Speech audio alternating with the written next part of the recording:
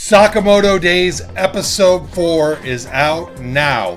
This video is going to cover the episode and go over my thoughts on it, but before we get into that, make sure you hit that subscribe button if you haven't subscribed to the channel already. We are 8 away from our goal of 69 subscribers, and your support is greatly appreciated.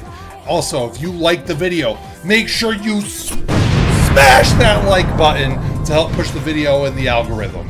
But without further ado, let's get into the episode. Sakamoto Days episode 4 continues the amusement park arc that started in the last episode, and it starts with Sakamoto and the crew interrogating that Hisoka wannabe hitman from the last episode that Shin took out in the bunny costume. And while this is all happening, another hitman duo has appeared in the amusement park. This is a male and female duo collectively known as Hard Boiled, which, if you don't know, I think is a reference to the 1990s John Woo action flick that I have right here. It's a good one. But anyways, the duo consists of Boiled and Obiguro. So they're not really hard boiled, they're just Obiguro boiled. But we come to discover that Boiled actually has some history with Sakamoto. They came up in the Assassins Association together at a very young age. Sakamoto was like 14, Boiled was like 15. And Boiled thinks that Sakamoto and him were really great friends. They were working together a lot. They were hanging out outside of work a lot. And that's until Valentine's Day, when Sakamoto and Nagumo, who are getting showered in gifts while Boiled is getting pretty much nothing, Nagumo starts showing off to Sakamoto, look at all the gifts I got. And suddenly he says, oh, who's that guy? And Sakamoto's like, fuck if I know. And Boiled, he spirals, okay? Boiled is the virgin soy jack, and Sakamoto is the based red-pilled Chad who has no idea who this guy even is. So anyways, everything's going good until Sakamoto's family wants to go into the haunted house.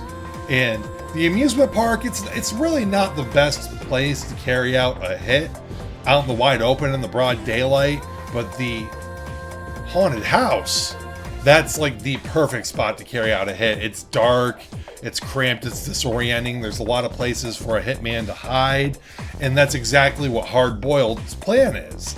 They have all these lower level hitmen that are disguised as zombies who are going to come out and they're going to attack Sakamoto, but we know that Sakamoto is the GOAT and he just takes them all out before his family can even notice that he's just taking these guys out. He's so fast, he's so efficient that he's just knocking these dudes out. They don't stand a chance until Hard Boiled actually makes their move. Obiguro separates his family and Shin and Lu from Sakamoto so that Boiled can kind of get his revenge for Sakamoto blowing him off when they were younger.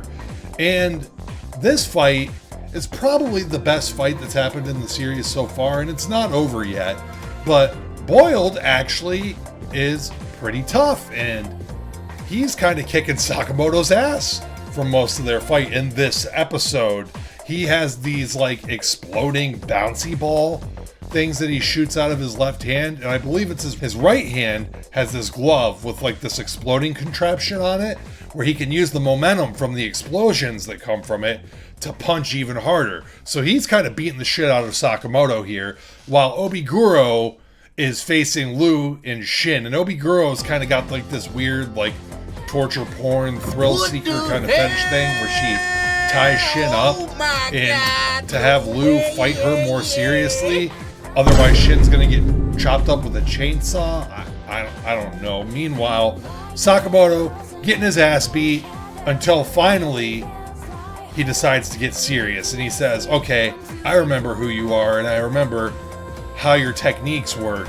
And he emerges from the smoke, and that's the cliffhanger. Now Sakamoto is in his serious form, and I don't expect this fight to go on much longer in the next episode. I'd say before even the commercial break of the next episode, this fight's going to be over. I think Sakamoto is going to one-shot this dude at this point in his serious form, because it's the first time we're seeing him actually get into a fight in his serious form. In the first episode, you know, we see him go through all those assassins, but this is his first one-on-one fight in the show in his serious, like, prime form.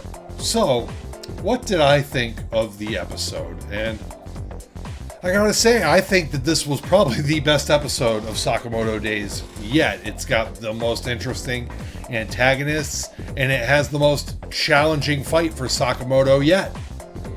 And so this is leading to the most interest I've had in a fight yet. And, you know, like I said, I don't think it's going to last much longer. I think Sakamoto's probably going to fucking punch this guy once in the next episode, and it's pretty much going to be over. But we'll see what actually happens. I'm the most interested, and I'm the most excited that I've been for the next episode to come along.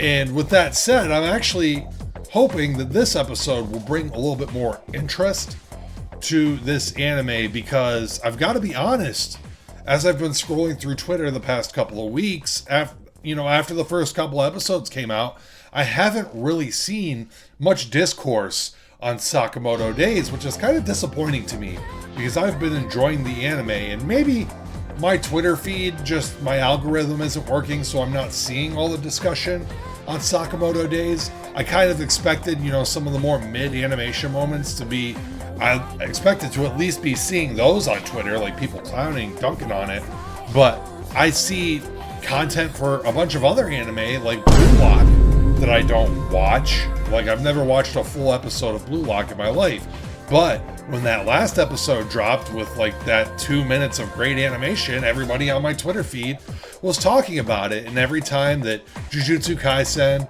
or Demon Slayer has an episode with like insane animation, or One Piece has an episode of great animation, Luffy gets Gear 5, it's all over my Twitter feed.